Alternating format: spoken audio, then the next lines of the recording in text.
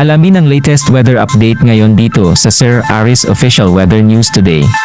Ay kaninang alas 4 ng hapon, nasa may layong 760 kilometers silangan ng Katarman, Northern Samar. Ito ay nagtataglay ng lakas na hangin na abot sa 55 kilometers per hour at bugso na abot sa 70 kilometers per hour. Kumikilos sa direksyong kanluran sa bilis na 15 kilometers per hour. So comparing yung wind speed kaninang 11 AM ay bahagyang bumagal nga ito. May kita nga rin natin sa ating satellite image na although medyo malayo itong si Christine ay malawak yung kanyang circulation, although ang direct effect dito sa may eastern part ng Southern Luzon at Eastern Visayas, yung kanyang trough extension ay makakaapekto sa malaking bahagi ng ating bansa, kaya posibleng maging maulap sa malaking bahagi nga rin ng ating bansa.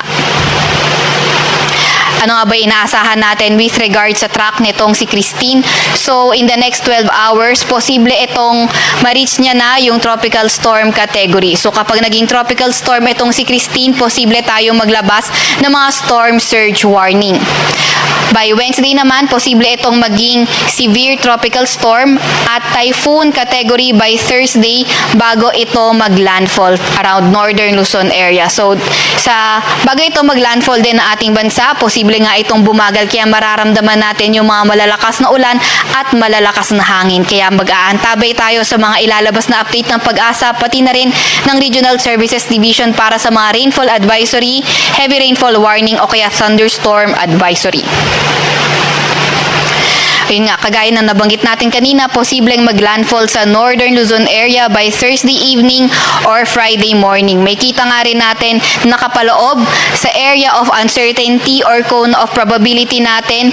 Hindi lang Northern Luzon area, pati na rin yung ibang parte ng Central Luzon, kaya lagi din tayo mag-antabay kung magkakaroon man ng pagbabago yung track dahil hindi natin tinatanggal yung changes, ni-rule out yung changes sa forecast track. At rapid intensification, hindi rin naman natin niro-rule out. Kaya gayon pa man, mag-aantabay tayo sa mga update na ilalabas ng ating ahensya.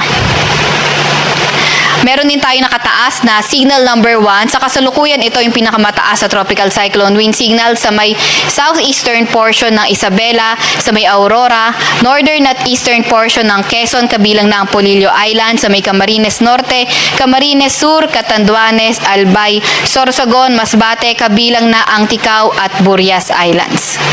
Sa Visayas naman, ang mga nakataas na signal number 1 ay sa Eastern Samar, Northern Samar, Samar, Leyte, Biliran at Southern Leyte.